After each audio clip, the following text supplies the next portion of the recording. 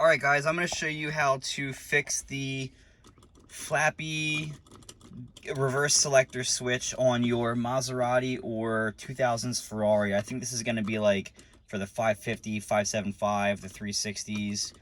I'm assuming they fixed this by the 430, but either way, if you're watching this video, then you're probably in the right place anyway. So, alright, first thing you guys want to do is make sure that your key is out, and you want to make sure that your battery is disconnected.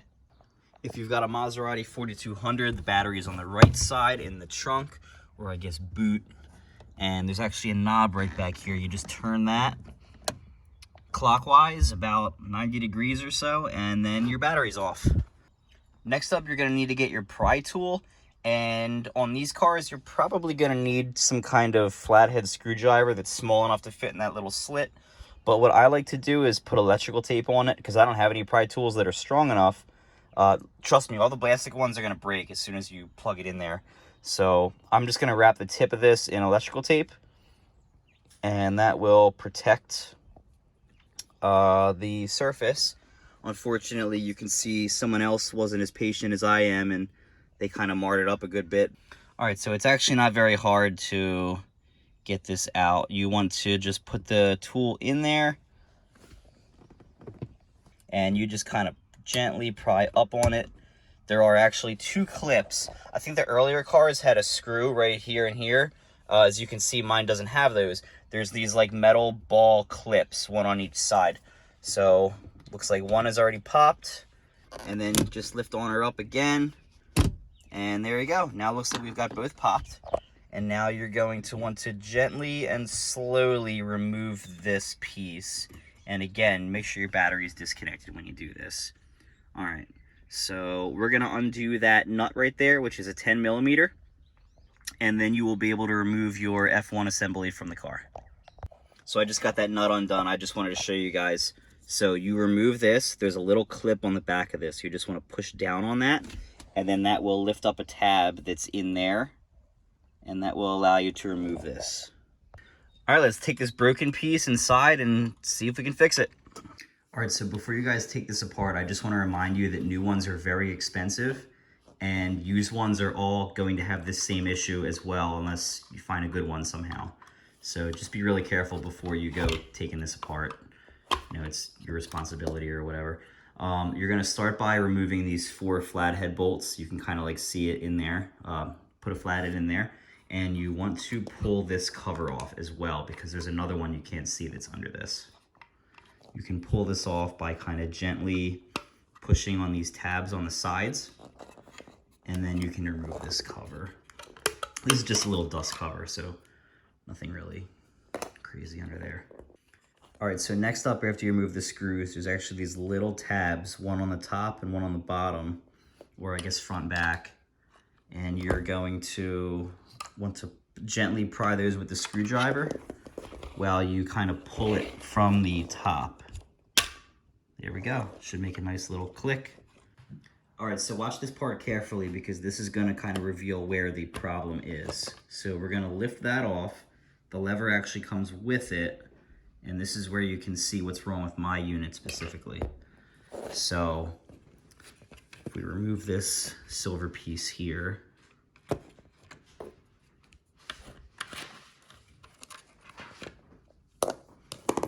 you can actually see, and I'm going to turn this sideways to remove it. All right, so now you guys can clearly see what's going on here. There's actually 2 issues. One is mine's broken clear in half. Fantastic. The other problem is these little pins on the side. For whatever reason, they actually break off of it. I think that's because they use some kind of cheap aluminum on this. I got this new unit from Mercambi for under $100, and you can already tell it's like a much stronger, it's heavier. This shouldn't break as long as you aren't trying to. So I want to point out this little change here from the old piece to the new piece. The old piece had these little like, they look like some kind of like brass or bronze or something, and basically those slid onto these pins. On the new piece, if you look here, they're actually the same size. So you don't even need the you don't even need those brass pins. You can just put this piece in, you know, but we're not ready for reassembly yet because, you know, we've got to get our lever off this little plastic cap. And to get that off, you want to just very gently remove that flathead bolt that's right under that.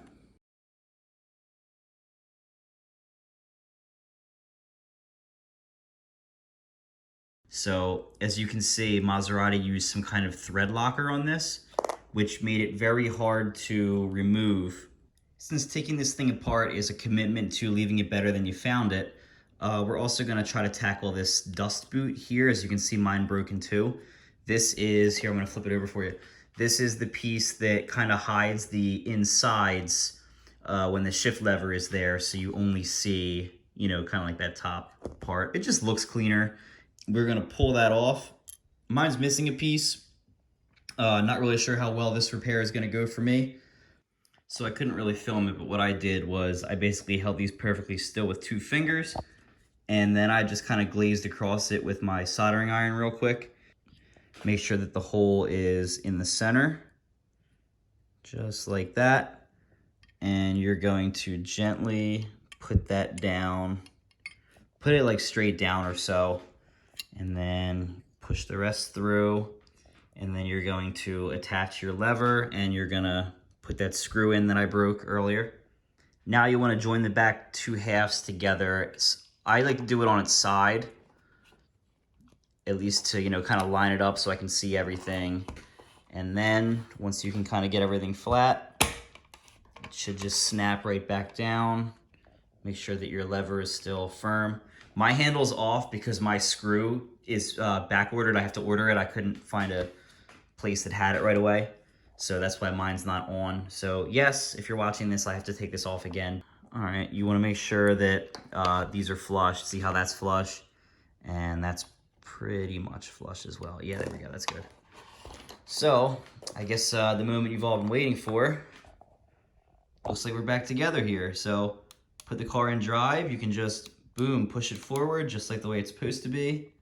See how that's not flappy anymore? Nice how it's supposed to be. And I actually didn't know this, but the way these levers are supposed to operate for reverse is, remember, mine's not screwed in. You're actually supposed to lift this up and then you can get reverse. I didn't know that because, you know, when I got my car, it was very broken.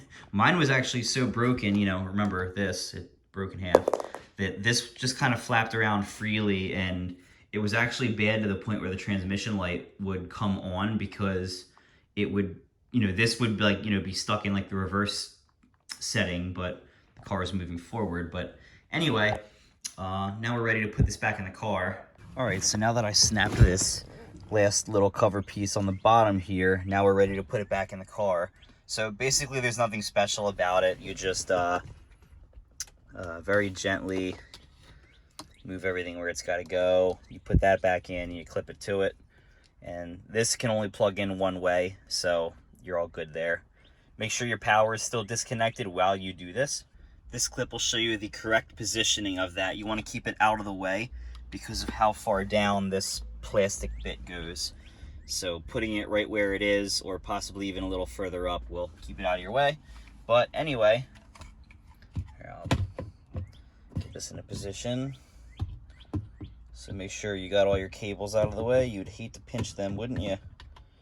So now that we got those nice and out of the way, you basically just hold it from the top and bottom, and you can feel that there's a pin here and a pin there, and you just give that a nice little push. It'll make a nice snap sound, and now we're in.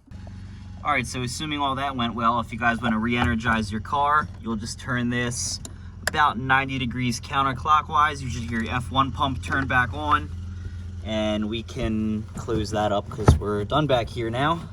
All right, now we're gonna give it a nice function check here. We're gonna release our e-brake, and we're gonna bump that up. Awesome, that's going into first gear. And you know, this is how you would engage like automatic mode, so awesome, that worked phenomenally. And now we're back in neutral here. And once again, to properly engage reverse, you know, the levers break. I think people break them possibly. They just try to rip it backwards, but Again, to get reverse, you have to pull up and to the back, and looks like we got full functionality. That is absolutely fantastic. All right, guys, well, that pretty much wraps it up. I've got nothing more to show you on this. Hope I can help you fix your car.